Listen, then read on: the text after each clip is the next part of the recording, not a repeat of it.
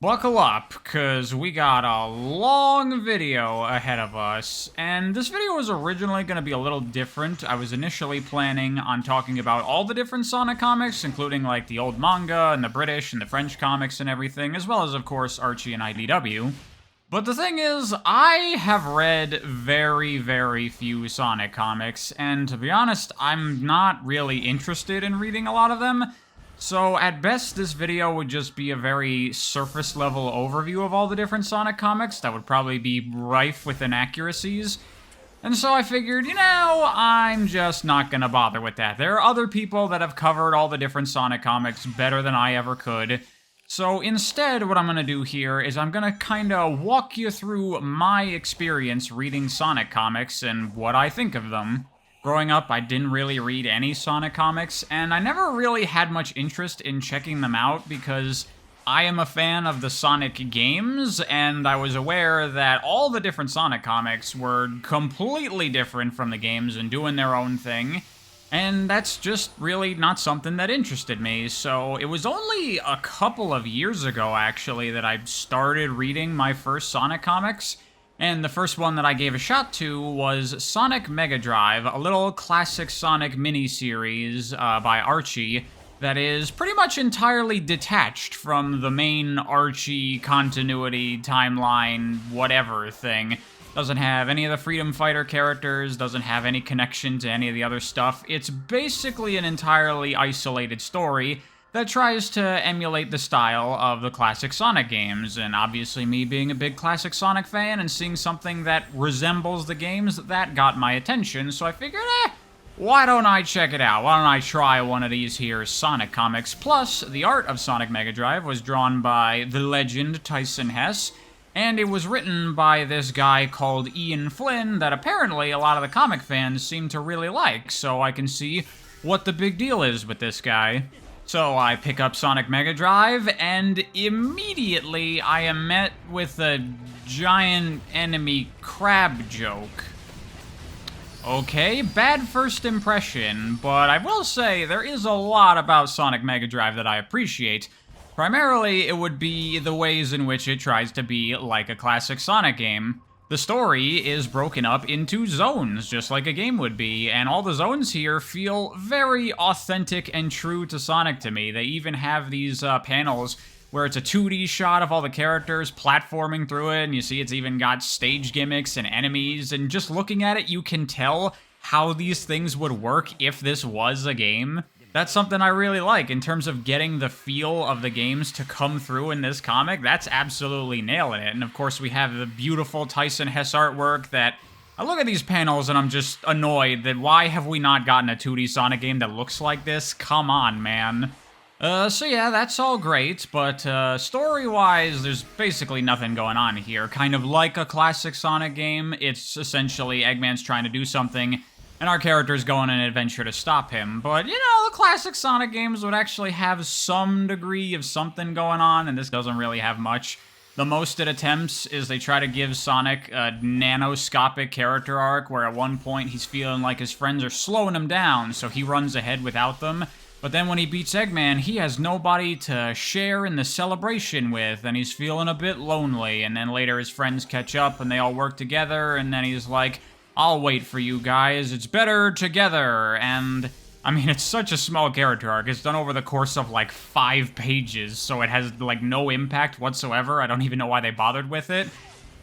Whatever. It's just a little comic that's mostly meant to be fun and be like a classic Sonic thing, so I'm not gonna get too on its case. Especially considering that, unfortunately, Sonic Mega Drive was never completed. There were supposed to be 3 issues of it, and only 2 got released, as that was right around the time that Sega dropped Archie and switched over to IDW, so unfortunately, this story will never be completed. A bit of a shame, but honestly, I don't think it's anything especially amazing. My favorite part of it is just seeing all the artwork and the zones and stuff. But I didn't have a bad time reading Sonic Mega Drive, so I figured, okay, why don't I try some of these main Archie comics? But there was no way in hell that I was going to start from the very beginning and read hundreds and hundreds of issues of this. Fortunately, comics like this usually have good onboarding points where things kind of reset, so I decided to pick up the Reboot era of the Archie comics. I know some people think that pre-reboot of the Archie stuff was much, much better, but I don't care. So I read the first story arc post-reboot of the Archie comics, and I didn't really like it very much. But I want to preface that by saying that in general, I'm not a very big fan of like super long-running kind of superhero-type comics, because they inevitably end up going off the rails and turning into a giant mess, and then they need to be cleaned up, and then they go off the rails again and turn into a giant mess, and it's this endless cycle. This is stuff that you see all the time, and the very fact that the Archie comics have this big reboot is one of those things. I know in Sonic's case this was done for legal reasons, but even then it still maintains a lot of the attributes of these kinds of things in long-running comics like this that I don't like. Because you're doing a universe reset type thing, right? We're throwing away everything that was being done before, and we're starting fresh with a new scenario and kind of a new backstory and new versions of the characters and everything. Yet this story has it that Sonic retains his memories from the pre-rebooted Archie stuff, and there's really no point to it, because eventually the characters do just forget everything from the old universe. These memories, like, fade over time, and they just become the new versions of the characters with no connection to the old universe. So what is the point of giving them all these memories for them to have no consequences and then just fade away? I assume this was done for the existing Archie fans, so that way this transition didn't feel like we were completely throwing away all the characters that they had come to love in favor of these new versions of them.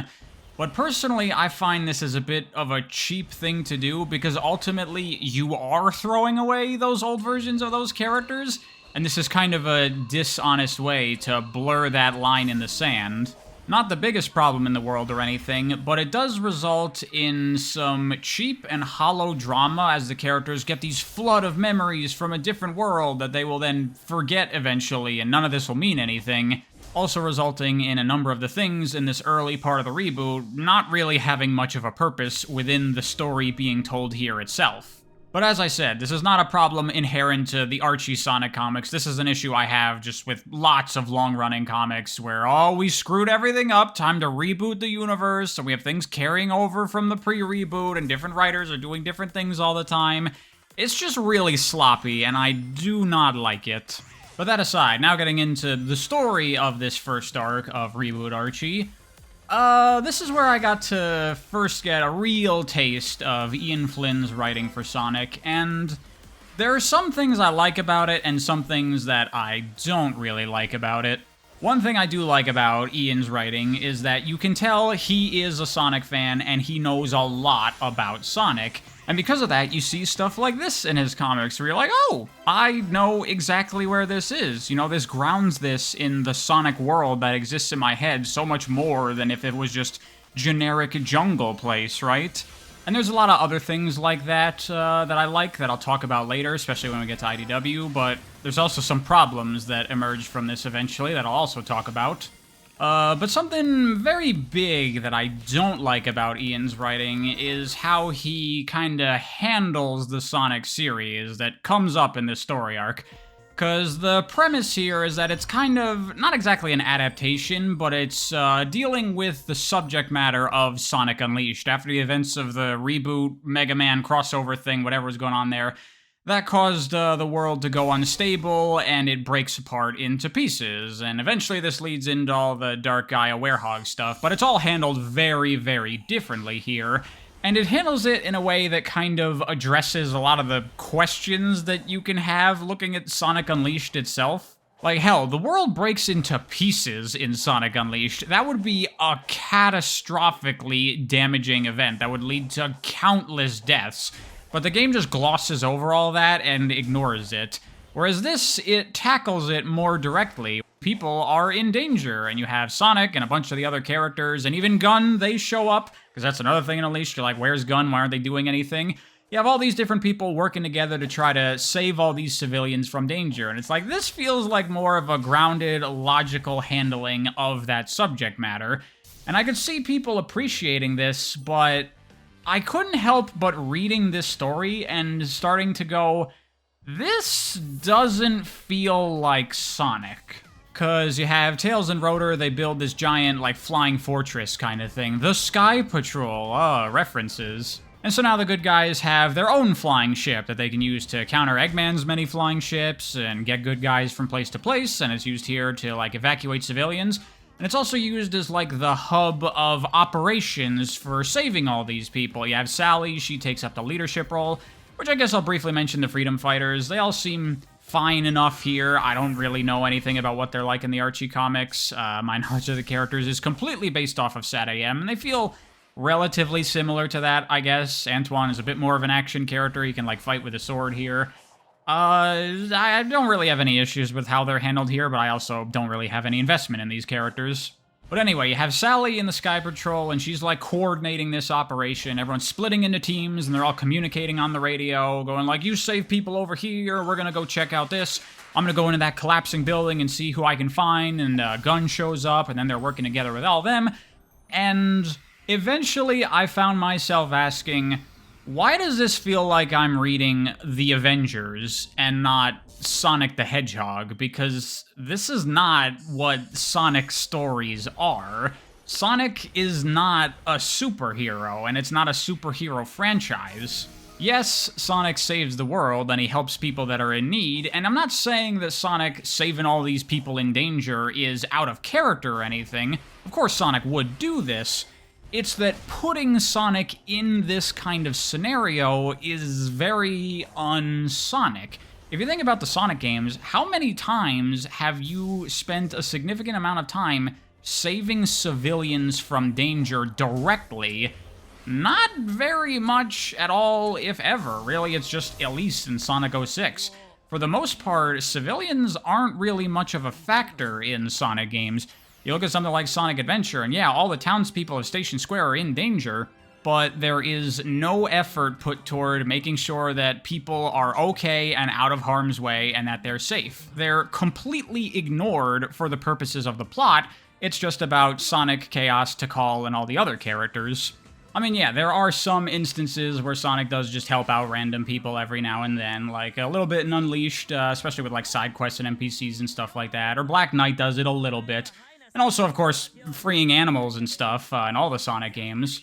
But those kinds of things are never the focus. They're on the periphery, the outside of what the Sonic games are really about, which is usually primarily focused on having a fun adventure. This is where I prefer Sonic Unleashed's handling of this concept. Like, yes, it's weird that the world breaks apart and it's not really that big of a deal. It's weird that none of the other Sonic characters do anything about it, and it's weird that Gun seemingly doesn't exist in that game's story, but that's not what that game is trying to do with that story and with that premise. The concept is just there to facilitate a fun adventure in which Sonic travels around the world. This is taking that premise, but without taking the purpose of that premise, and it is instead recontextualizing that premise to fit a more traditional superhero-type comic book story.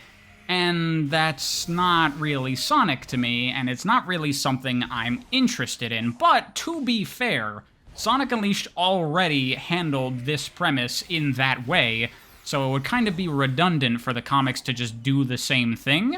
So I'm not going to crucify this for its handling of the Unleashed concept inherently, but as I said, I am a fan of the Sonic games and the way they do handle things, and that's why I haven't read Sonic comics, because I knew they handled things very differently. And yeah, this doesn't feel like Sonic to me. This feels like the Avengers with a Sonic skin over it, and I'm not gonna say it's bad for that, but it's not something I'm interested in. So after reading the first, like, arc of this larger story of the Unleashed adaptation, I dropped the Archie comics. It's just not something that I want to read more of. But that is why I was more interested in the IDW comics, because when Sega first announced them, they were saying that they were going to be more in line with the Sonic games. I was like, okay, let's see.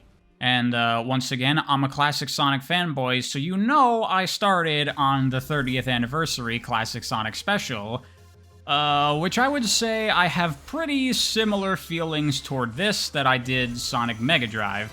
I like the art, I like how it tries to maintain the feel of classic Sonic. We got a bunch of new zones here, you get those 2D panels, it looks like platforming. That's all cool stuff. But story-wise, there is absolutely nothing going on in this comic, and this one is actually finished. It's pretty much the entire classic Sonic cast, except for the classic Chaotix, because those characters are not allowed to exist anymore because branding. And they're all just trying to collect the Chaos Emeralds and fight over them. And the ultimate villain is Heavy King from Sonic Mania trying to get the Emeralds. And that's basically all there is to it. It's essentially just a way to get a lot of fun scenarios going with the classic characters, where they're fighting with each other and working together, and it's cute, very similar to, like, Sonic Mania Adventures, but don't come here looking for a good story, because you're not gonna get it. The ending here, especially, is incredibly weak to me, because Heavy King ends up getting all the Chaos Emeralds, and then everybody has to team up to beat him, including Eggman and his robot counterparts. Everyone together against Heavy King, and clearly this is, like, what the real purpose of this is. Just a celebration of classic Sonic, get all the characters working together. Fine. But the way they beat Heavy King is so stupid. It's just Sonic distracts him by being annoying, and then everyone yoinks the Chaos Emeralds when he's not looking, and then they beat him. Like, seriously? You can't have a basic setup and payoff, establish something earlier in the story that the characters use to their advantage later on to win the day? That's like writing 101. They just, like, beat him. That's so lame, dude. And that's another one of the problems I have with Ian Flynn's writing, but I'll talk about that more when we get to the modern IDW comics. But one last thing I want to not really criticize, but say that I disagree with about how Ian handles the classic characters. Bean and Bark, he teams them up with Fang as basically his goons. And I know he did this in the Archie comics as well. They're like the hooligans or whatever, because, you know, trios are a thing in Sonic, and I get it. But Bean and Bark in Sonic the Fighters, that game's story stated that they were Sonic's friends, and so having them now be bad guys, there's nothing in that game that associates these three characters with each other. I always interpreted Bean and Bark as just two more of many people Sonic has run into along his adventures and helped out once or twice. And so taking them and then gluing them together with Fang because they're the characters that were in Sonic the Fighters. I don't like it because it kind of plows over the original ideas of those characters not being bad guys, which it feels like it's done mainly for the purposes of just having action scenes here so that way they can fight each other, which is another problem I'll talk about when we get to the modern comics. So that's the 30th anniversary comic. Kind of disappointing to me. I would hope for something that has more of a story going on. But now moving on to the modern IDW Sonic comics, I have come to realize after reading a lot of Ian Flynn's writing that telling stories seems to be something he maybe struggles with. And I know that sounds very mean to say, but you know what's an even more mean thing to say? The first story arc of the IDW comics, The Battle for Angel Island, it's awful. I hated it, and it's not just like a, oh, I didn't like it, oh, it's not for me kind of thing. No, it is, like, bad. There is so much wrong with this story arc. It's kind of shocking, to be honest. My biggest problem with this first story arc of the comics is that nothing happens. This is where we're getting into the meat and potatoes of this video. I have a lot to say about these IDW Sonic comics, so I want to preface this by saying that if you're a fan of these comics and you can't handle someone ruthlessly criticizing something you like, you may want to leave, because I am not holding back at all. I am about to tear into these comics so hard. Which, to be clear, is not me just trying to hate on them. I am trying to be fair and balanced here.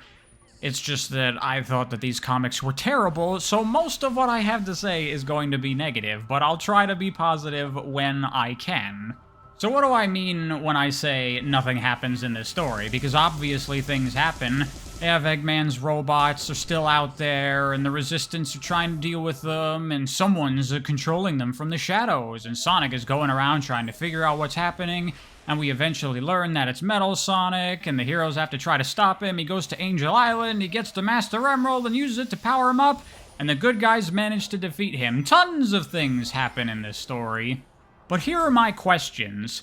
How many of these things matter? And more importantly, What is this story about? Well, I just described it. It's Mecha Sonic trying to get the Master Emerald. No, that's not what I'm talking about. What I mean is, what is this story really about? What is it trying to say? Take, for example, The Iron Giant. You ever see that movie? It's one of my favorite movies of all time. I adore it to death. But The Iron Giant is not really a story about a giant robot. The Iron Giant is really about not letting others tell you who you are based on what you are, and choosing for yourself the person that you want to be. That is what that movie is about. It's the theme, it's the moral of the story, it's the message, it's what the creators of that movie were trying to say through the form of this story about a giant robot. And I bring this up because I was told that these Sonic comics were going to be more in line with the Sonic games, and the Sonic games almost always tell stories that have some kind of message behind them. Sonic Adventure is not a story about a giant water monster. It's actually a story about many things. A lot of the individual character stories have their own themes, but the main theme of, like, the final story with Perfect Chaos and everything is about not putting off your problems. It's about confronting your problems and really solving them for real. Sonic and the Secret Rings is not about an evil genie. It's about someone that's been trapped in a toxic relationship finally managing to break out of that. Fucking Cream's story in Sonic Battle is about learning that as nice as pacifism is as an idea, there are bad people out there, and to protect yourself and the ones you care about, sometimes violence is necessary. And I could go on and on and on. Pretty much all of the best Sonic stories have some kind of deeper layer to them, and when I look at the first story arc of the IDW comics, I take nothing from it. This is a story about nothing. There is no greater meaning here. There is no message. There is no theme. The entire story can be boiled down to bad guy does bad thing and good guys stop him. That's it. And that is so hollow, and it's not how Sonic stories are told. Now, to be fair, not every single Sonic game tells a deeper, more meaningful story. Many of them are just fun adventures, and that's fine for a game, because the real meat of that medium is game. So it's okay if there's nothing going on story, it's just a context in which to put the gameplay in. But a comic is a pure storytelling medium, so personally I would prefer if the story had a little bit more substance to it. But again, to be fair, it is not as if every single story out there tries to have some kind of deeper meaning. Looking at, I don't know, Indiana Jones, those movies are not about anything. Those are just fun action-adventure movies, and the enjoyment comes entirely from the plot, the characters, the action scenes, and the IDW comics are clearly trying to go for more of that kind of storytelling. But unfortunately, there are problems here even with that, because for that kind of story to work, you need a compelling plot, and oh god, does this absolutely not have that. I mean, first and foremost, deciding to build your world off of the story of Sonic Forces I find to be a very questionable decision, but whatever. The bigger issue here is that many of the specific events of this story don't really matter very much and could be completely removed without changing the story almost at all. And the pacing here is very repetitive while doing very little to push the plot forward.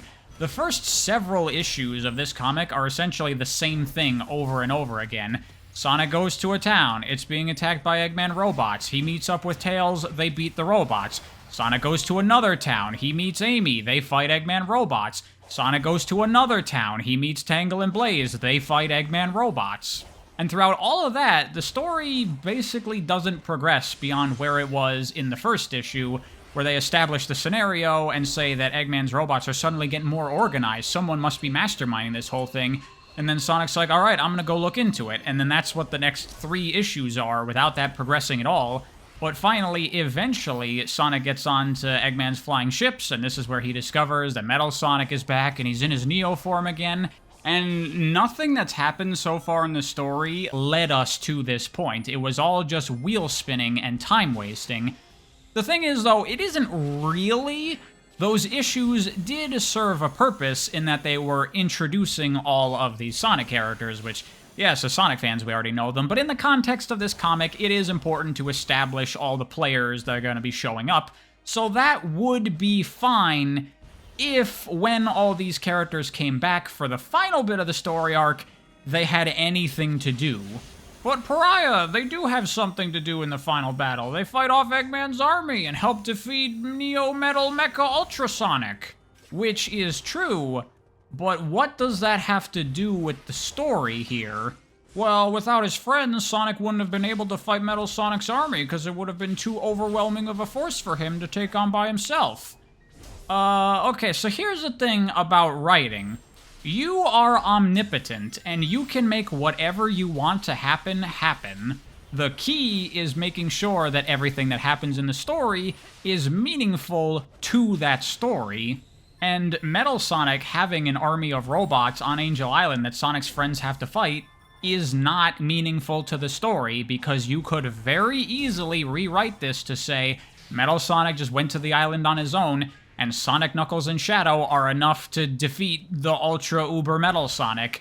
There you go. Exact same plot, but now we don't have a giant battle with all of Sonic's friends versus a bunch of robots that doesn't do anything to push the story forward. And this is what happens when you tell a story that doesn't have a deeper meaning behind it. If it's just the plot, then that plot has to be airtight, or you can very easily wind up in situations like this. Because alternatively, you can rewrite this to have the most basic bitch theme ever, just the power of friendship, and now all of Sonic's friends helping out means something. You just have a moment there where, you know, Sonic has been flaky throughout this story, saying that he doesn't want to join the Resistance, he prefers to do things his own way.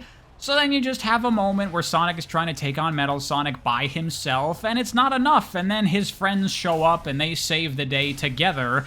And there you go, a theme of some kind, and now all these characters being here is meaningful. But because there's nothing like that here, all of them serve no purpose other than to just have a bunch of action and fighting in this comic. Which is another issue I have with the IDW Sonic comics, not just the story arc, but in general, the excessive amount of action and specifically fighting. Which might sound a bit ridiculous because Sonic is an action series, so of course you're gonna have action. But again, I think to the Sonic games, how much of the action in the games is fighting? Of course there are boss fights, but those typically constitute, what, 5% of the playtime of a Sonic game? The vast majority of action in Sonic is traversal based, which I understand is difficult to write an action story that is mostly that, but you can at the very least vary up the action more than fighting. Reading this comic, it was just fighting, and more fighting, and more fighting, and then even more fighting, and then some extra fighting topped off with some more fighting. And I'm sitting there going, since when has Sonic been about fighting? Since when is this a Dragon Ball or a Naruto or a superhero comic? In retrospect, I shouldn't be surprised by this. I don't know much about Ian and his influences and stuff, but considering that he's a comic book writer, I assume he's a big fan of superhero comics, because that comes through a lot in his writing. I talked about how the Reboot Archie stuff felt very much like I was reading the Avengers. And yeah, this excessive amount of fighting feels very much like traditional superhero comics, which are mostly about superheroes fighting supervillains. But as I've already said, Sonic is not a superhero series, it is an action-adventure series. In a lot of superhero stuff, action equals fighting, but I can easily come up with alternative action scenes that you could have instead of fighting. Take, for example, the issue when Sonic goes to investigate an Eggman base, and Silver and Whisper meet up with him, and then guess what happens? They fight a bunch of Eggman robots. How about instead, they're trying to infiltrate this base, which still has an automated security system, and if they get caught, the system will lock up, and they won't be able to get the intel that they're trying to find. So they're trying to sneak around, avoid laser grids, avoid patrols and stuff like that, and then they start to get that data, but then, oh no, they get caught, and now they have to get out of the base while all of its security measures are going off. There you go! You can still tell the same story of this issue, but with action that varies things up a little bit instead of more fighting. And the frequency of the fighting also feels like it really holds back the stories in these comics, because it feels like either there's some kind of mandate or just a mentality by the team making these comics that you gotta have action in every single issue, which again, I understand it's an action series, but the result of that is that the action scenes end up taking up a lot of the pages of these issues, meaning you don't have that many pages left for progressing the story, because it feels like every 10 minutes you need to have another action fight scene. So a lot of these comics fall into a pattern of introduce the premise of this issue, fight, fight, fight, fight, fight, conclude the premise of this issue, and get like one piece of information pushing the story forward, if you're lucky. So at the end of it, when you look at the plot and the things that happen in these stories, very little actually occurs in between all the constant pointless fighting. And I say pointless because, again, like that final battle, a lot of these fights don't do anything to progress these stories. Most of them, they put the story on pause so we can have a fight, and then the story resumes when the fight is over. And for all I know, maybe that's what people want, but personally, I am not interested in that. I'm generally not much of an action person when it comes to stories, honestly. Action games, sure, but that's because those are games with gameplay that I play. When I go to a storytelling medium, like a show or a book or a comic, I am looking for a story, and so I tend to avoid the action genre because a lot of things put the story on pause for action scenes, which I don't find super engaging. Though, I will say, to finally be a little bit positive about these comics, I do think the action is very well done, really good paneling, good pacing to the action scenes, nice mixing of the different characters working together with their different abilities, cool shots, cool moments. The action and the fights, for what they are good here, I think. It's just that that's not enough for me. I want a story that these action scenes are pushing forward, and you really don't get a lot of that in these comics. And since I'm talking about how pointless the action scenes are, let's talk about other things that are pointless in this story, because as I've pointed out, you can rip out almost everything that has to do with Sonic's friends, and many of the entire previous issues don't matter at all. Like the one I mentioned before about Sonic, Silver, and Whisper in the bunker. They're trying to get some intel on Metal Sonic's plan. But then at the end of the issue, at the very moment that they figure out what Metal is doing, Knuckles also detects that something is wrong with the Master Emerald on Angel Island. So the characters didn't need to get that intel from the base. They could have just sat around and Knuckles would have eventually gotten that reading and they would have gone to Angel Island, and that entire issue did nothing for the story. Nothing except introduce Whisper into the story. And there are a couple of new characters that are introduced here. Tangle, Rough and Tumble, at the very end of it, Dr. Starline is teased. And there's also all the Mr. Tinker stuff that's introduced. Eggman having amnesia, and now he's like a good guy that's helping fix things around the local village. And I'm gonna say it again, none of this stuff matters. Because in the final battle, none of Sonic's friends do anything meaningful. Tangle and Whisper are introduced into this story just because. Like, you could tell this exact same story and remove those two, and it would change nothing about it. And because most of the action here is pointless, Rough and Tumble showing up as bad guys as Sonic and Knuckles fight, that has nothing to do with the story here. The same goes for Mr. Tinker, introducing the concept of Eggman having amnesia and maybe being a good guy. Not only does it have nothing to do with this story, it has nothing to do with anything at all, because at the end of the story arc, Eggman just gets all of his memories back and he's back to being a bad guy. Him being Mr. Tinker does nothing. Its only purpose is to justify why Eggman is not the villain of the first story arc of this comic, but you could just justify that by saying that Eggman is missing and he's just not in the first story. Why is this even here? It does nothing for this story arc, it does nothing for the next story arc. And I know a lot of people are going to say these things are setting up for future story arcs. Yeah, Tangle and Whisper don't do anything here, but then they get their own whole comic and they do things in the future story arcs, so they matter.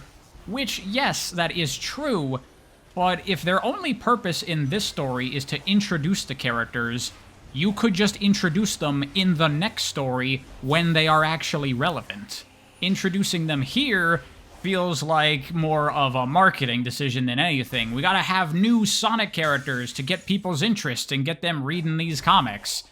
And, I mean, I get it, but it would be nice if these new characters had a story to tell.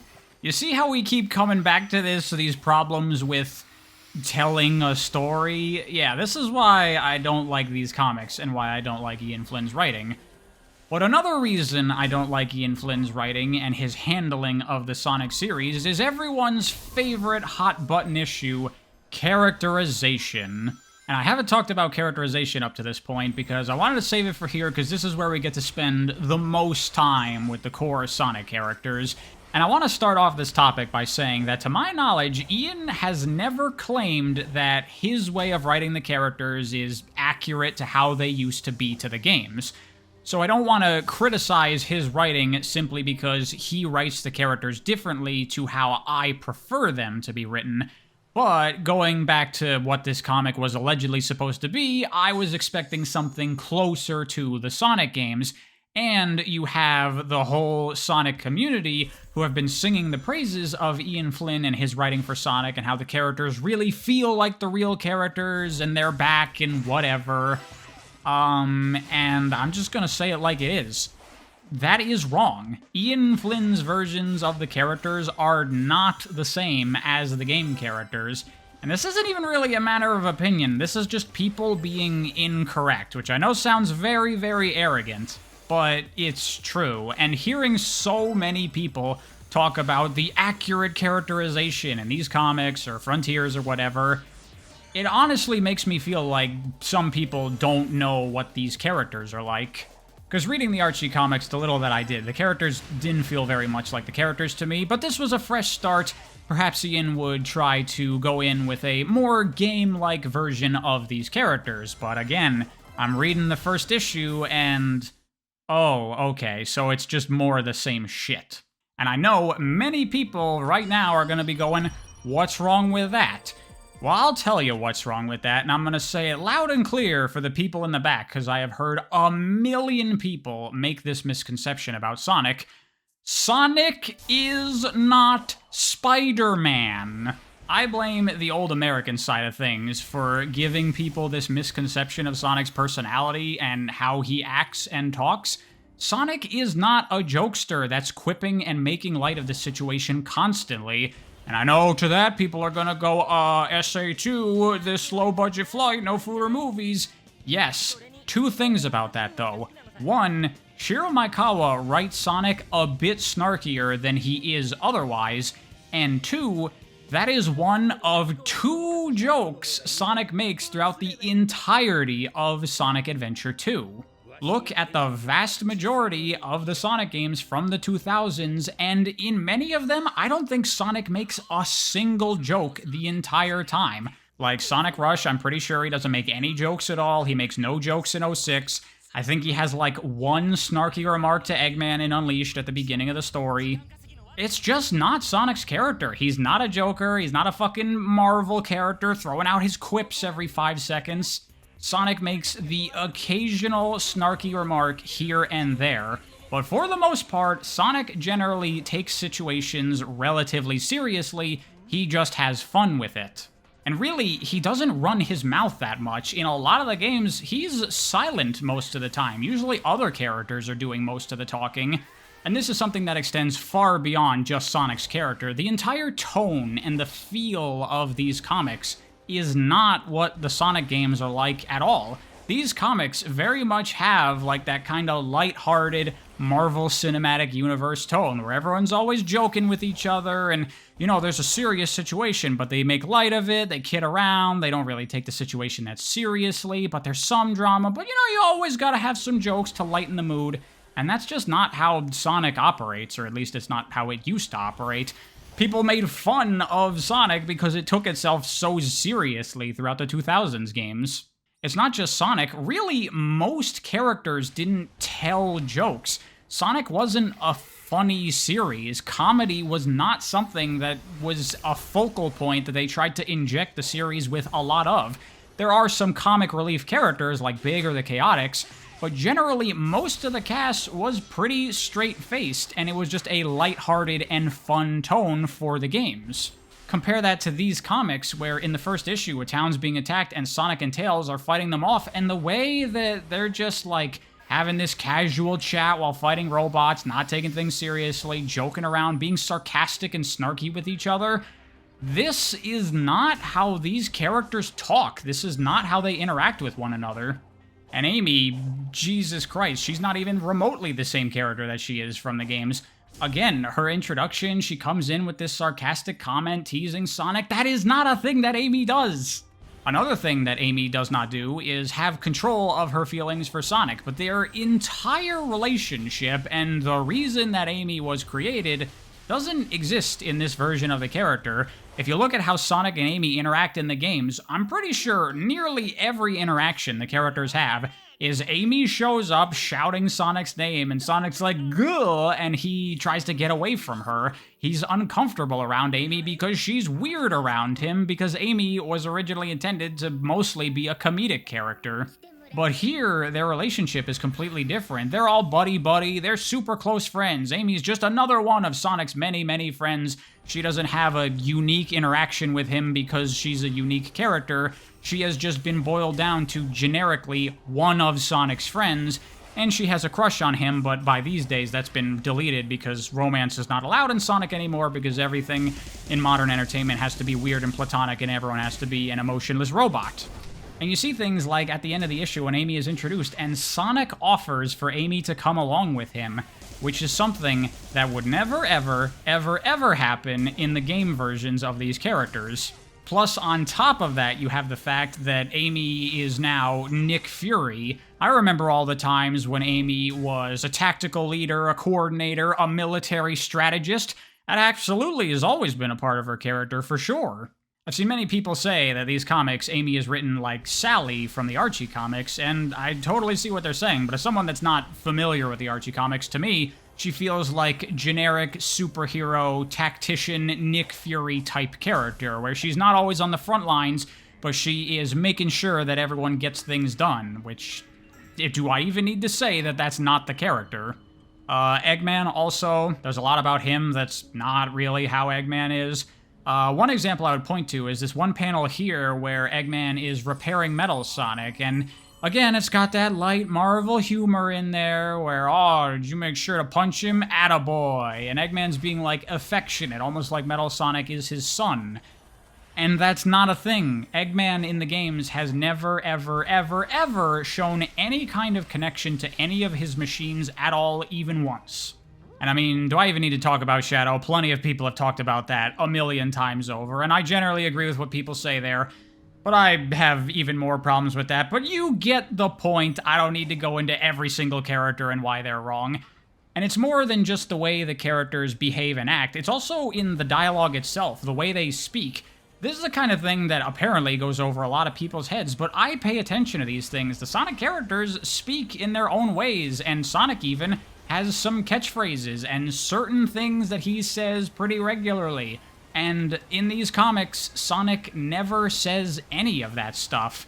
For example, in this first story arc, Sonic introduces himself to many characters: Tangle, Whisper, Rough and Tumble, Mr. Tinker, and in every instance, Sonic introduces himself by saying, "I'm Sonic the Hedgehog," which any hardcore Sonic fan will know that is wrong, because how does Sonic introduce himself? 俺はソニック、ソニック・ザ・ヘッジホッグ。俺はソニック、ソニック・ザ・ヘッジホッグだ。俺はソニック、ソニック・ザ・ヘッジホッグだ。俺はソニック、ソニック・ザ・ヘッジホッグ。 It's a small thing, but I notice it, and it makes these characters not feel like the characters to me. And while they're not saying things that they should be saying, at the same time, they're saying things that they should not be saying. I mean, this is a constant thing with, like, all the characters reading these comics. I'm always like, that character doesn't talk like that, that character would never say something like that, these characters don't interact this way. But one example I would point to is so many times Sonic refers to himself as a hero. Someone will be like, oh, what are you gonna do, Sonic? And he's like, I'm gonna keep doing my hero thing, and Sonic does not talk like that. In fact, in his first character bios, it explicitly states that Sonic does not think of himself as a hero. At the end of Sonic 3D Blast, all the Flickies thank Sonic for saving them, and his response is, I was just doing what I wanted, nobody messes with my friends, because Sonic doesn't think of himself as a hero. These just are not the Sonic characters, not the ones from the games, and I'm so sick of hearing people say that the characters are back, or that they feel like the characters, because they do not. These are not the characters, these are Ian's versions of these characters. And I'm not gonna criticize Ian's writing for that, because as I said, it's not like he's ever claimed to be doing that. He's just writing his own versions of the characters, and I'm not really a fan of them. I just wish that people would stop misconstruing them as the same as the game characters, because they are not. But I think that is just about everything I have to say about the first story arc of the IDW comics.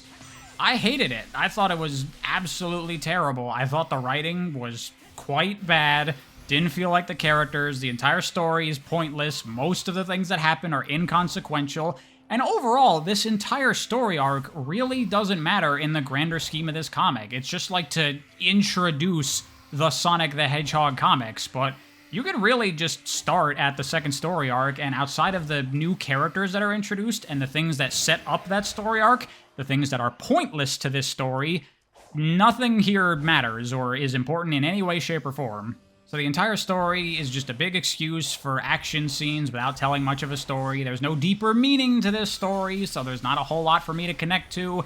And while the characters not being the characters and the tone being very wrong isn't an inherent flaw, it makes me feel like, why am I even reading this comic? I am coming to a Sonic the Hedgehog comic for Sonic the Hedgehog, and it's not here. The characters, the tone, the feel, the kinds of stories that the games tell, none of that is here.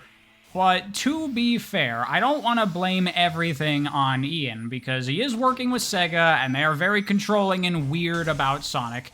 So I'm sure there are some limitations of what he can and cannot do here. Like, you know, there's no deeper meaning to this story, there's no themes, there's no character arcs, there's no progression.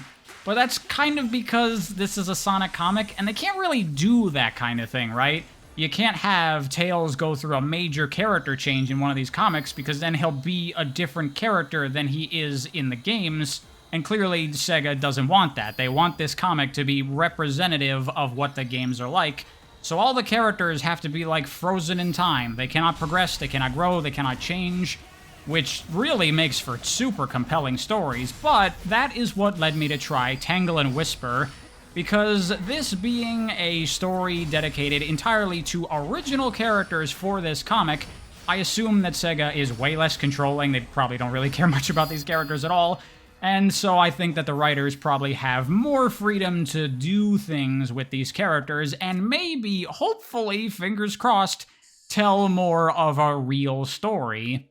But I guess the first thing I should talk about is just Tangle and Whisper as characters, and they're fine. I don't really feel strongly one way or the other about them. I really like Tangle as a design and as a concept. Her character design is very good, but also I like how she's clearly designed like a Sonic character is, with gameplay in mind. The fact that she has her tail that she can stretch out to be super far and she can use the end of it to grab onto things, that's very much like the kinds of things that Sonic characters do. They don't usually have, like, superpowers. They just have kind of strange abilities that they can use. Like, Tails has his propeller butt, and even Fang can curl up his tail like a spring and use it to bounce around. And something like Tangle using her tail for this kind of thing is perfectly in line with that. But character-wise, I don't really have much love for Tangle. She's just kind of very energetic and excitable, and she's fine, I guess, whatever.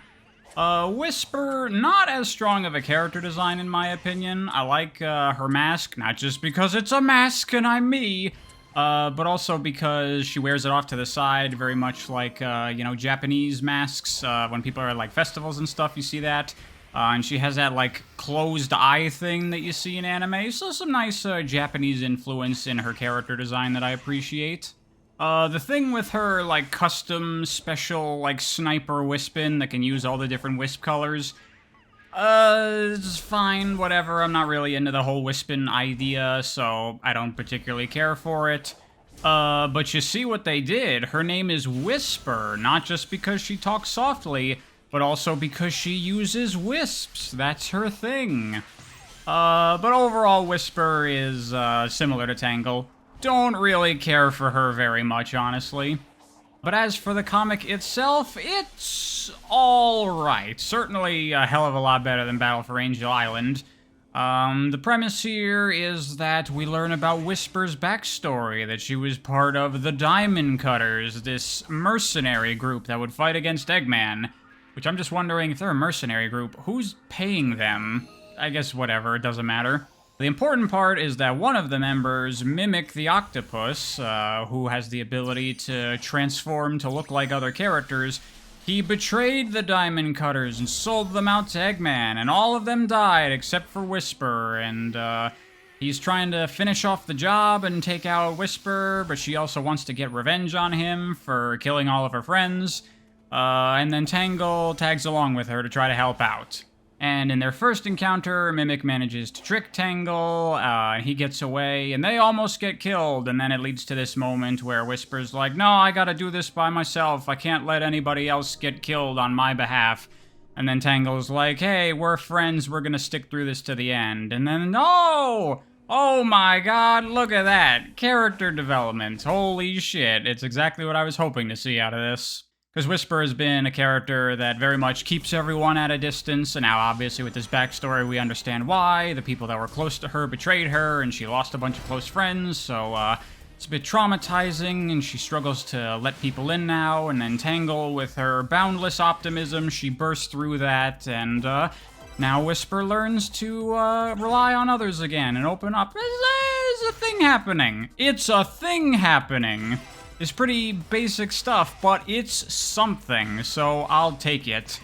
And then from here, obviously, Tangle and Whisper once again confront Mimic, and this time they manage to take him out. And again, I don't like how these battles and these final conclusions work, where the good guys just kind of beat the bad guy. They do a thing where Tangle has learned from last time, and now she's not going to get tricked by Mimic again, which kind of makes Mimic seem like a bit of a scrub, to use some fighting game terminology. He's got his one winning strategy, and if someone figures that out, he's got nothing else. But then after they trick Mimic, they just get into a fight with him, and they just beat him.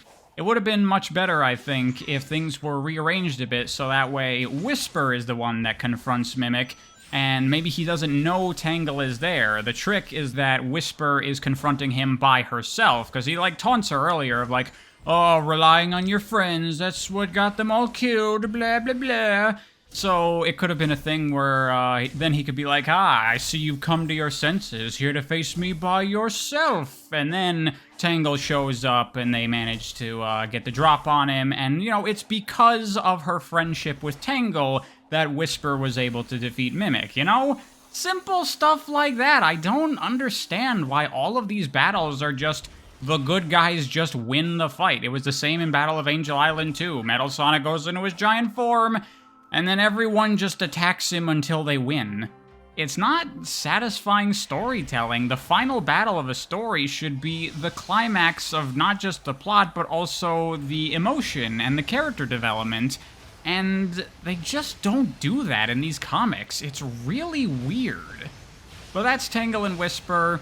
It's alright. Honestly, it's probably the best Ian Flynn has done from what I've seen, which is not super high praise, honestly, because I still didn't think it was great. I still don't really care very much for Tangle and Whisper as characters, but at least something happens, so that's nice. But yeah, it's not really something I plan on revisiting.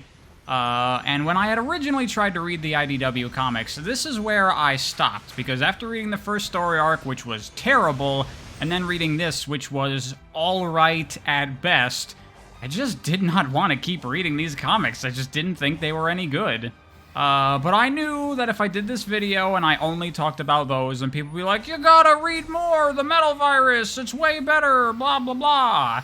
So I did go on to read more of these Sonic comics thanks to a month free trial of Comixology, because there was no way I was paying for more of this shit. And I will say, the Metal Virus story is definitely a lot better than the first story arc of these comics, but I still have quite a number of problems with this. And many of those problems are the same problems I had with the first story arc. Like, the first couple of issues here, it feels very much like more of the same shit. Sonic and Tails go to a village, Rough and Tumble show up, they fight. Sonic and Silver go to an old Eggman base, Metal Sonic and Dr. Starline show up, they fight. Sonic and Amy go to an old mine, Rough and Tumble show up again, they fight. But once Eggman starts deploying the Metal Virus, then things take quite a shift and start to get a lot more interesting. Conceptually, I do like the ideas going on here. The Metal Virus itself, it's very much something I could imagine in a Sonic game, because it's essentially Sonic zombies, right? And as we all know, the Sonic series is a clusterfuck mess of a franchise, and they're always trying to hop in on the latest trends, and like in the late 2000s, there was a big resurgence of zombie shit in like video games and stuff, and I could have easily imagined late 2000s Sonic Team being like, let's cash in on the zombie craze and do Sonic Zombies. So conceptually, this feels like it could have been a Sonic game in the late 2000s, and critics would have gone, man, Sonic is doing zombies now? This series has gone completely off the rails, and they'd be right! But that means it's very true to the series, doesn't it? And I really like the fact that the Zombots are inspired by those metal two-player skins from Sonic Heroes. That's the kind of thing I do like about Ian as a writer. Because he is a big Sonic fan and he knows all this stuff, he digs deep into the backlog of things that exist in Sonic, and he utilizes them in ways that are kinda interesting, and you know that outside of this, those would never come back or be mentioned or be relevant ever again, so I like it.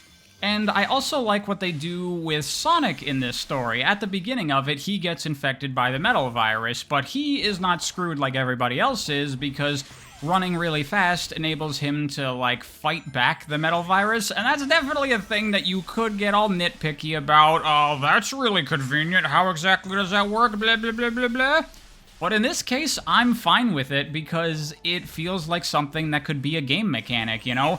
I could totally imagine a Sonic game where you have an infection meter that slowly fills up over time, and every time you make contact with an enemy, it gets a big chunk added to it, and running really fast drains the meter, and you gotta make sure that it doesn't hit 100%, and as you get further in the game, it starts to increase faster and decrease slower. That totally feels like it could be a mechanic in a Sonic game, and a lot about the Metal Virus story and structure here is more similar to that of a Sonic game.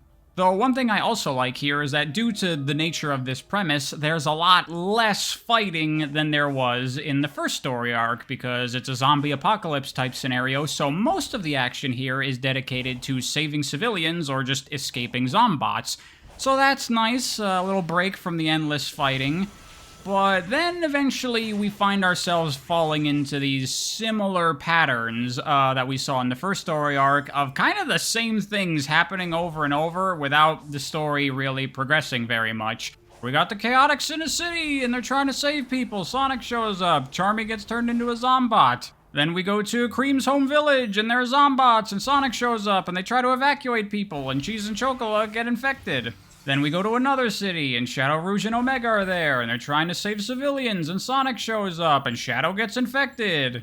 Structurally, it's just like the first story arc, where Sonic would show up at a town, and he and another Sonic character would fight a bunch of robots. It's just now they're trying to evacuate civilians. And just like the first story arc, nothing is really happening to progress the plot here other than losing Sonic friends as more and more of them get turned, which is more relevant, but it still is just very repetitive, and it gets old eventually. And while we're talking about this part, I guess we can briefly discuss Shadow, because this was a whole big hullabaloo in the Sonic community when this issue came out. But I do have to say, reading the story and seeing this panel now in context, I did have to, like, take a break reading this comic to recover from the blowback of how stupid this is. Because, yeah, I mean, Shadow is super out of character in these comics, but whatever, I don't even care anymore. The thing with this is I understand why this is here. It's because we need to get Shadow out of this story because 1, he's too powerful, and 2, he's another character that could fight off the metal virus, and we don't want that for this story. We want it to come down to Sonic. So Shadow's gotta go. He's gotta get infected. It's just the way they chose to go about that is by turning Shadow into a dumbass. Shadow is now this impulsive, ego-driven character, which is so very wrong, and I totally understand everyone taking so much issue with this. Personally, I have accepted that the real Sonic characters have been dead for a long time and we're never gonna see them again, but whoa, that one definitely got me. And it's funny, at the end of the comic, as like an apology, we have Shadow reflecting on like, wow, that was really fucking stupid of me. Which is like, I mean, you're trying, but you can't put the toothpaste back in the tube. You already made Shadow a moron. And while we're on this topic, if we can get a bit nitpicky here, this whole thing is because Shadow is another character that can run super fast, so he can fight off the metal virus, right? But isn't that like a bunch of Sonic characters? Like, the whole concept behind Tails originally was that he can keep up with Sonic. So he should also be able to fight off the metal virus, right? And Knuckles is also almost as fast as Sonic, so he should be okay too. And Espio was super fast in Sonic Heroes. He was the same speed as Sonic and Shadow, and in the previous arc, he even made a comment about how he could keep up with those two. So, could he also fight off the metal virus? How many characters in this universe are super fast or not? I never know, because the games give us very inconsistent representations of the characters, and this comic never establishes who is and is not fast. Like, Cream here is a character that kind of annoys me because she's treated as a little baby child and she can't go on big adventures because it's dangerous, but it's like, in the games that Cream was created for and introduced in, she was running super fast and adventuring with everyone and taking down Eggman and his army of robots. Are those games, like, not real? Did they not happen like that? Did Cream not do those things that she did? I presume some version of those events happened because Gemerald is here, but not the version of events in which Cream is a super fast character that could fight off the metal virus, even though she is in the game that she was introduced in. So you're telling me that the first ever representation of this character that we got was inaccurate to her character? This shit is really weird and confusing. They seriously need to straighten out what these characters are and are not, and start being consistent with that, please. Another issue I have with the plotting here is that, as I've said, a lot of these issues are characters trying to evacuate civilians so they don't get infected and turned into zombots. Why? What is the purpose of that? I mean, obviously it's to stop people from being turned into zombies, but what is that really accomplishing? At the end of the day, there's still tons and tons of people that have been turned into zombots, so you're gonna have to find some kind of cure or whatever to turn them back into normal. So what difference does it make if a lot of people get turned into zombots, or slightly fewer people get turned into zombots? Once again, this feels very much like superhero-esque writing, where everyone's coordinating, and of course Amy is your Nick Fury, and she's telling everyone where to go and what to do, and we're saving people from harm. But really, this doesn't accomplish anything. It would be much more logical for the characters to just go to the face ship, take out Eggman, and stop him from spreading the metal virus further, and then just develop a cure and fix everybody.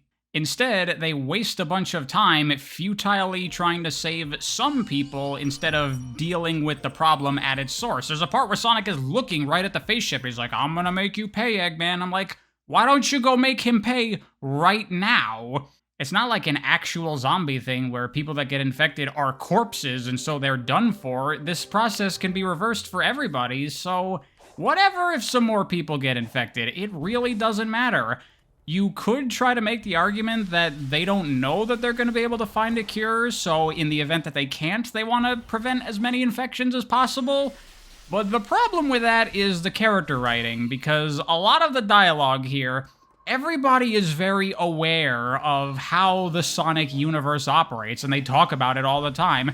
Oh, it'll be fine. Sonic will find a way to fix things. He always does. Everyone is so confident that everything is going to work out because everything does work out, and obviously we know that's going to happen. But when the characters are aware of that, then shouldn't their logic operate on that understanding? And essentially, they could just be doing whatever they want because they know things will work out. So again, why not just let all the civilians get infected? Because it doesn't matter, we'll find a way to fix everyone, and they will. I mean, obviously, it's not very heroic to allow civilians to get consumed by the Horde, but again, Sonic is not a superhero. So that's something I'm not in love with. Some of the problems that the heroes run into later on of how desperate and dire things are getting is only because they were essentially spinning their wheels for so much of this story. And another very small nitpicky thing I want to point out is that we see at one point that Tangle is using like bar stools to kick zombots. And two things about that. One, why can't she just kick the zombots? Because it's established that it only works on organic material, and I don't believe that shoes are alive, but weirdly, for some reason, this comic is written where everyone's gloves and shoes are part of their skin, so that can't touch zombots. Weird, but I get it. But the other thing is that if this shows us that you can just put something between you and a zombot, and then you can just punch and kick them like normal, why don't the characters get, like, hazmat suits? Surely those exist in this world, right? And the restoration is all over the place. I assume they have access to a lot of resources. I know things are very chaotic now, but they should be able to get access to a couple of hazmat suits, no?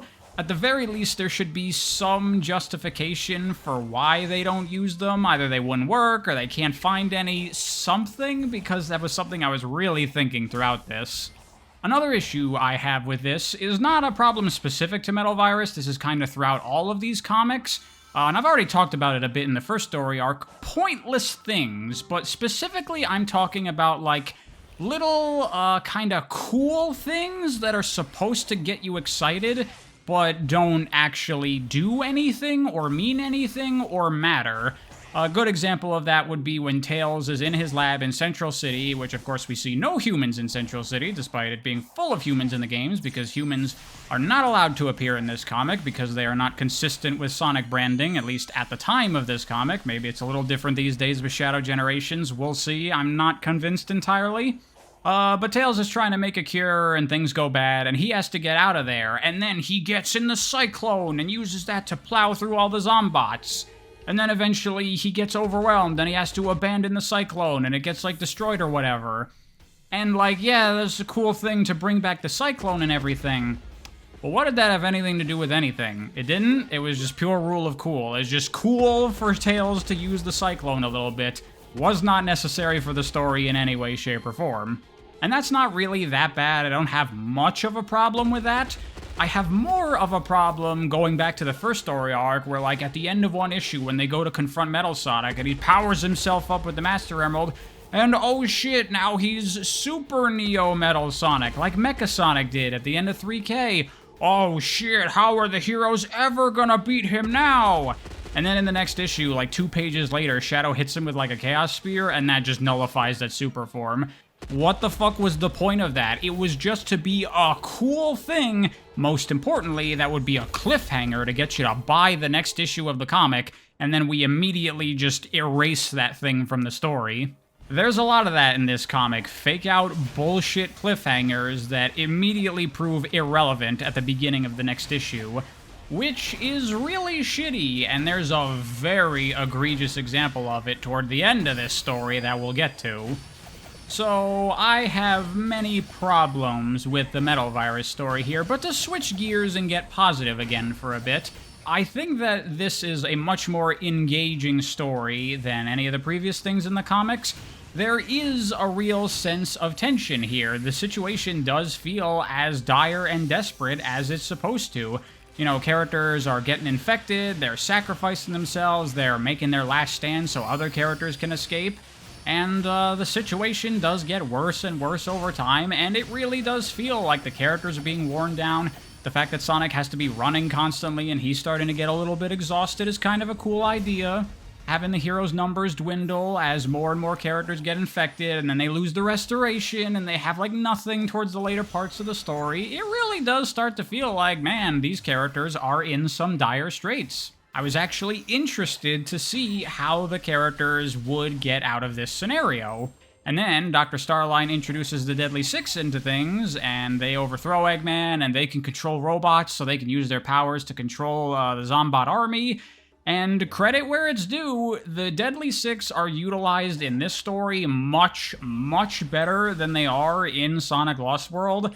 Doesn't really mean a whole lot, because you're never gonna get me to like these characters, but it kinda does set us up for, like, our last story type scenario here, where now even Eggman is screwed, and the remaining characters all congregate on Angel Island, and they're like, what are we gonna do about this situation? And each of the Deadly Six have one of the Chaos Emeralds, and so they're like, Super Sonic should be able to solve this. And here we have a much better way of incorporating all the characters that we have into the story, rather than they just fight a pointless army that only exists to be fought. Here we need to get the Chaos Emeralds from each of the Deadly Six members, but we don't want them to know about this, so we want to attack all of them at once. So we have different groups of characters taking on different Deadly Six members, and it very much does feel like last story Sonic game kind of stuff, where, like at the end of 06, everyone goes and tries to get a Chaos Emerald. Exact same kind of scenario here. Again, this feels kind of like a game story, and I like that. And again, the tension here is very well done, where of course we're toward the climax of the story, so the infection is really getting to Sonic. It's almost completely taking him over. And then at the very last possible minute, he's starting to black out, he's starting to get fully transformed, and then boom, Super Sonic and Super Silver together, and they fix the problem, they defeat Zavok, they get rid of all the metal virus. It's classic Super Sonic big epic finale stuff. But there is something very important from this moment that is missing: substance. I have talked about this many times on my channel before. Super Sonic is not just Sonic using some magic rocks to turn into a Super Saiyan. The types of stories that the Sonic games normally tell, as I've said, they're usually very thematic. They have some kind of message behind them, and they tie the narrative of the story into the Super Sonic climax. It means something when we get to these big epic moments. In Sonic Rush, Blaze throughout that game cannot wield the power of the Soul Emeralds the way Sonic can with the Chaos Emeralds, and throughout that story, Blaze is trying to push everybody away. She's a very self-reliant character, that she wants to handle things by herself. She doesn't have an easy time opening up to others and making friends.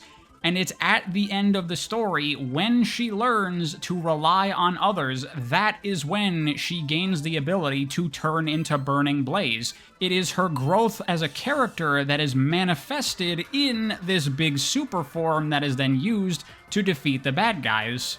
Even something like Sonic Superstars manages to get this right, with Trip overcoming her social anxiety, facing the bully that's been giving her such a hard time. That's the moment in which she takes on her Super Dragon form. And, of course, you look at Sonic and the Black Knight, and the thing that triggers the power of Excalibur in that story is Sonic's unwavering conviction to his personal ideals, which the entire story has been testing time and time again. And in every instance, Sonic has stuck to just doing whatever he feels like doing, whatever he thinks is right. That conviction literally is what awakens Excalibur's power and turns him into this big cool thing that fights the giant monster at the end. And there is nothing like that here at the end of this story. Like, Silver goes into a super form as well. Why? What did Silver do in this story that earned this moment for his character? Nothing. Silver hasn't been any more significant to this story than any of the other side characters. In fact, he's been less significant. The reasoning for Silver also turning super here at the end of the story is because, oh, well, Silver, in your future, you weren't there in your version of events, so you're the one that's gonna make the difference, and that's why you're gonna go super with me. Like, that's the reasoning? We're using logic to justify this kind of finale? What the fuck is this? This is not how Sonic operates. And to be honest, I look at things like this and it almost makes me wonder if Ian Flynn doesn't understand these things about Sonic. None of his stories that I have encountered have had any kind of deeper level to them, any kind of subtext, any kind of theme. Nothing. It's all just the surface level stuff that's happening. Again, I say, what is this story about? Nothing. It's about a zombie outbreak and the Sonic characters manage to fix it. Once again, this story has nothing to say, and with nothing to say, Super Sonic and Super Silver are literally just the characters using some magic rocks to turn into Super Saiyans, and that is lame as hell. Maybe Ian does understand those aspects of Sonic, and he is just not interested in telling those kinds of stories.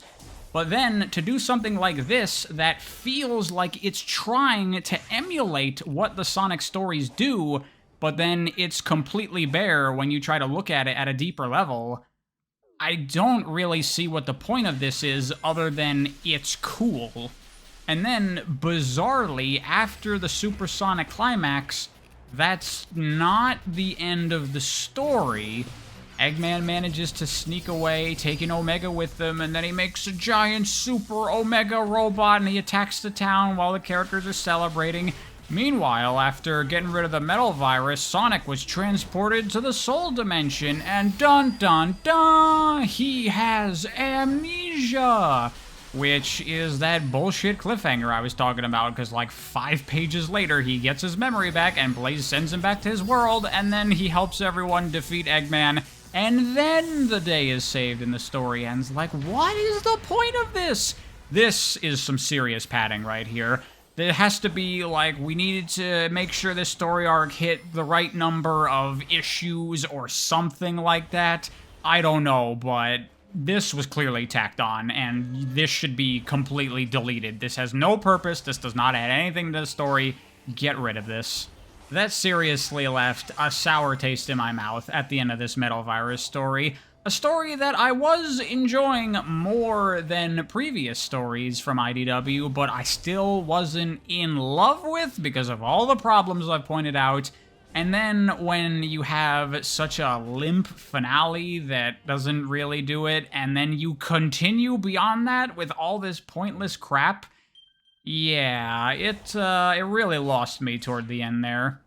But against my better judgment, I decided to continue reading a little bit more because I know after the Metal Virus, a new writer takes over, Evan Stanley, who I think was one of the artists working on the comic. So I wanted to see if she had a different approach to writing these Sonic comics that maybe I would jive with more.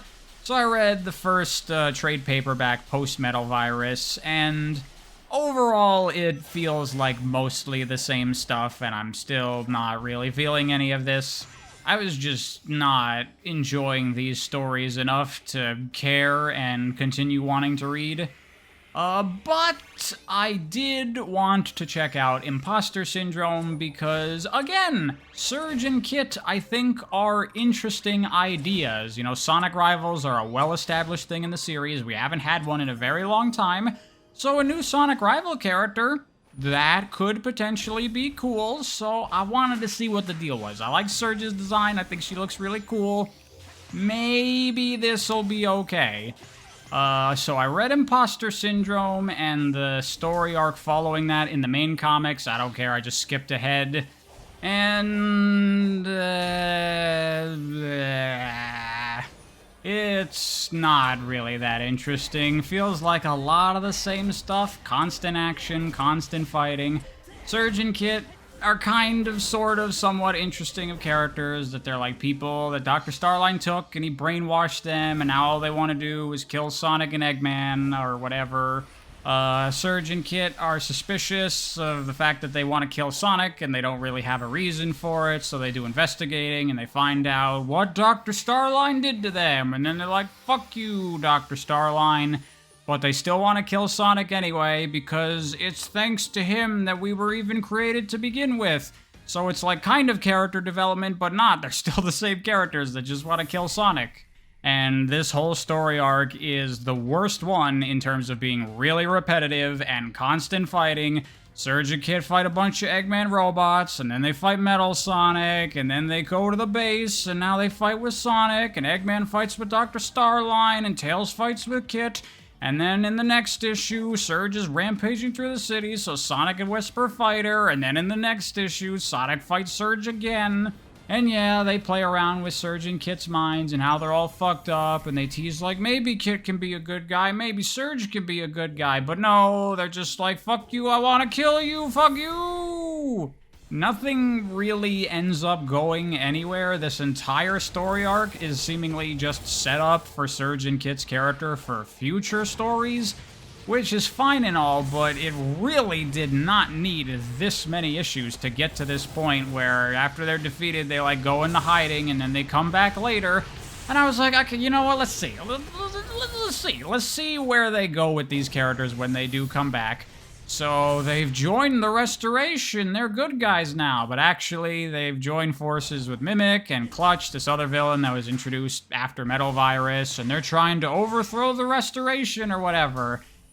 And I'm just tired at this point, man. I just don't want to read this crap anymore. This kind of storytelling is something that I really hate in a lot of long-running series. It's a road to nowhere. It's exactly what I was talking about with the first story arc, how nothing of real significance happens, and you could just skip the first story arc, and outside of the things that set up the next story arc, none of that ended up mattering. And that's true of the last story arc as well. All the Metal Virus stuff, all the drama, all the suffering that everybody went through, all that's gone, none of that mattered. We're back to the standard situation. No one's like traumatized, everyone's back to normal. This kind of thing, where every story has no greater purpose, no greater meaning, nothing progresses, there's no development, and everything resets to zero at the end.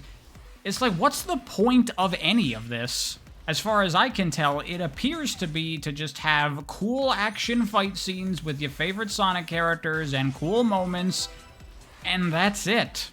Another problem I have with this kind of handling of a series like this is, of course, this comic revolves around our superhero characters, our main cast of like 20 or so Sonic characters, and every story revolves around all those characters, which makes this feel like a very small world because nobody else seemingly exists or matters. There are civilians and background characters, but they only exist as civilians and background characters. They're not really important in the way that the real characters are. Like, throughout the Metal Virus, Amy talks about how exhausted she is leading the Restoration, and so people are like, well, why don't you just leave? And she's like, oh, and leave them without help? I can't do that. I'm like, what the fuck do you mean leave them without help? Isn't this an organization of like hundreds of people working together?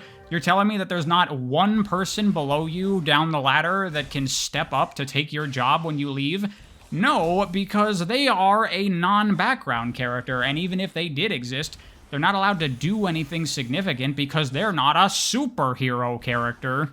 And the ultimate end result of handling a series like this is that the storytelling feels like just putting Lego blocks together. You know, Tangle and Whisper, Mimic had this backstory tied to Whisper, and they managed to defeat him, and yay! Oh, but then later on, oh, he managed to escape, and now he's working with Rough and Tumble and Surge and Clutch. They're all working together, they have their plan. And then I'm sure eventually it's going to lead to Clutch makes his big play, and all the characters try to take out the Restoration, and Sonic and Surge fight, and then it's ultimately going to be resolved, and nothing will have happened, and nothing will have mattered, there will have been no development, and then we'll begin the next story arc, where Eggman is up to his next dastardly plan, and Sonic fights Metal Sonic. Meanwhile, Rough and Tumble try to steal the Master Emerald, and Knuckles and Whisper fight them off, and we discover that Rough and Tumble are working for the Deadly Six. And at the same time, Surge and Kit somehow get sent to the Soul Dimension, and they fight with Blaze and Marine. Also, we discover that Mr. Tinker is back. What? How is that possible? Eggman is still around. But then it's revealed that it's actually Mimic impersonating Mr. Tinker, and he's trying to manipulate Belle to do something bad. And don't forget Dr. Starline. You thought he died, but of course no one ever dies in these kinds of stupid comic books, so he comes back, he's still alive! And now he wants to correct his mistake and put an end to all this, so he's gonna try to kill everybody, and then everyone has to team up, and then they just beat him in a fight. There's not any sort of, like, setup or payoff that it leads to that defeat. They just win.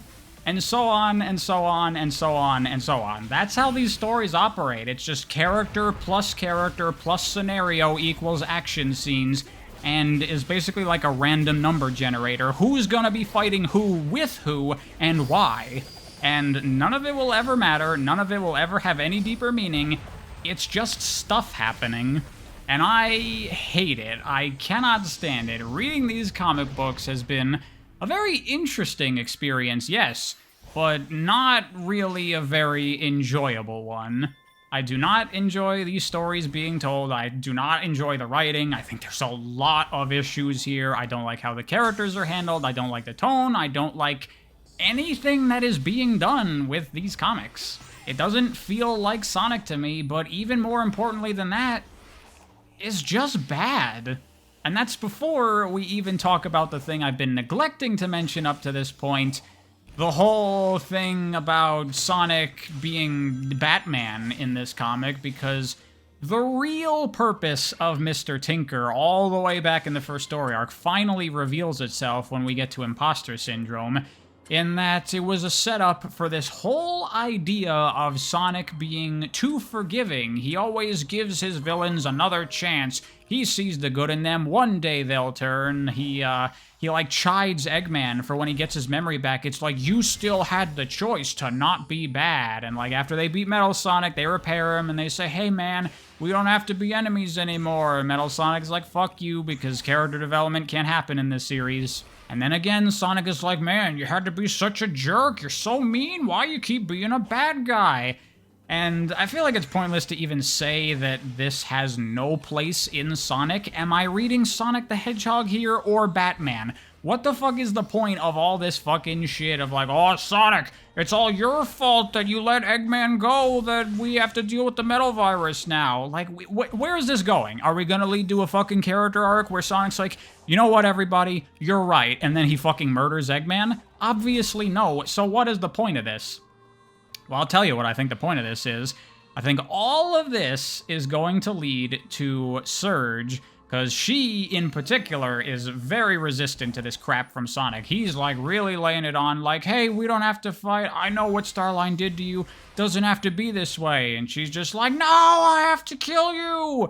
And then she joins the Restoration under a ruse to, like, try to take him out from the inside and everything. And I am foreseeing a story in which, over time, she starts to be exposed to the kindness of the people in the Restoration, and that starts to get to her a little bit, and then some big epic story is gonna happen, and things are gonna get real dire, and Surge is gonna have that moment. Finally, she's gonna be the person that Sonic's reaching out to finally works on, and she decides not to be a bad guy, and then probably she's gonna turn into a super form or something, and I'm gonna guess she's gonna sacrifice herself to do something, save people, whatever, and then probably die. That is what I'm guessing all this stuff is supposed to be for.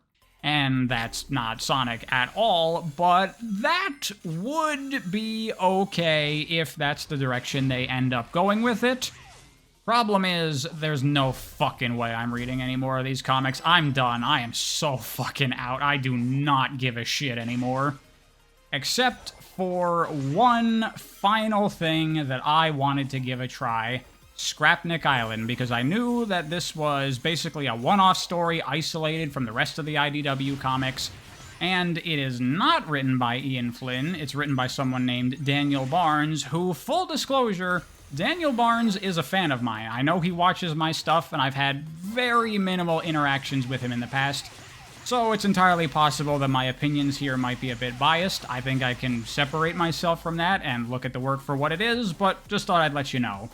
The deal with Scrapnik Island is that Sonic and Tails are flying in the tornado and there's a big storm and they end up crashing on this strange island made up of just broken parts of some of the Death Egg and Eggman robots and stuff.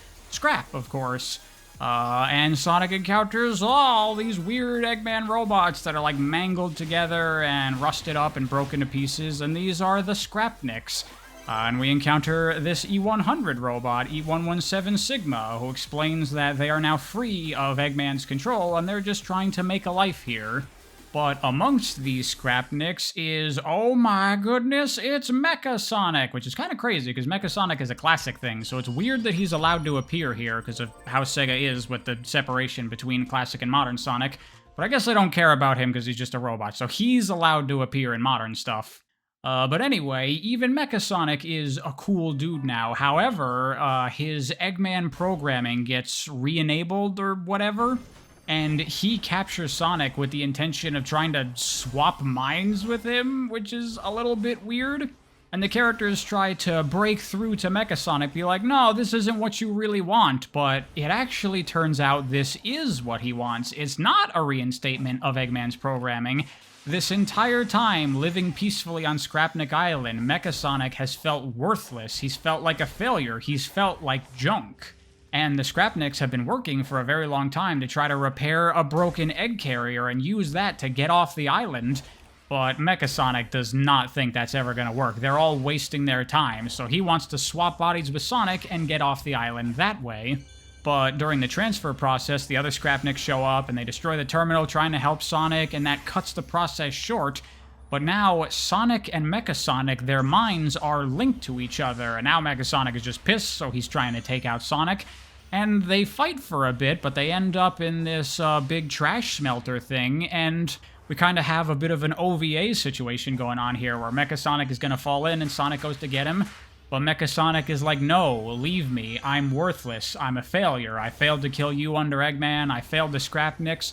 I'm nothing. And then... oh my god. I can't believe it. A character arc, meaning a theme. Sonic helping someone deal with something they've been struggling with.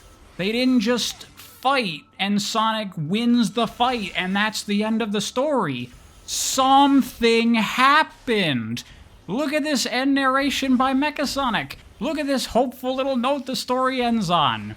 Look at how this story has something to say. Look at how this feels like a Sonic story for the first time in these goddamn comic books. Not only that, but there's not a bunch of pointless action in this story. There's not that much action, really, and what is there serves the story and emerges naturally from the events that need to happen to get this story across, to say what this story needs to say. The characterization is also a little bit better. Still not quite there, but it's a lot less jokey and annoying. God, reading all those comics, I've really grown sick of the snarky fucking annoying jokes Sonic makes all the time. Also, getting characters involved in the story that are not our superhero main cast of Sonic characters. Yeah, we have Mecha Sonic and Mecha Knuckles, but E117 Sigma? That doesn't feel like a superhero or a civilian. He's just a character that exists in this world. And the whole feel of this story, the fact that Sonic and Tails are just flying by, they crash on this island, and then at the end of the story, they make a positive change in the lives of the people who live here, and then they fly off to their next adventure. I don't want to overpraise this story. It's ultimately a very simple little story. It's not the greatest thing I've ever seen in my life or anything, but it's effective, it's well told, it has something to say, it's fun, and it feels like Sonic. I recently said that I thought that the story of Sonic Superstars was the best story in an official Sonic product since Black Knight. I now need to make an addendum to that. That actually goes to Scrapnik Island, because this is the first Sonic story in forever, besides Superstars, that I enjoyed. After reading all those issues of the main IDW series, it felt like I was wandering through a desert, and this was my oasis. And now, finally seeing what he's capable of, I think it is a tragedy that Daniel Barnes has only done this one miniseries for Sonic, and I think like a couple of small little one-offs here and there. I want this guy writing way more stuff for Sonic. I'd love to see more miniseries by him. I'd love to see him take over the Sonic comics. Hell, I say have him write the games, because he gets it. And there you go, that's it. Those are all of the Sonic comics I have read. Boy, was this a long-ass video. Thank you for sticking through it, if you did, which I guess you did because you're listening to me right now.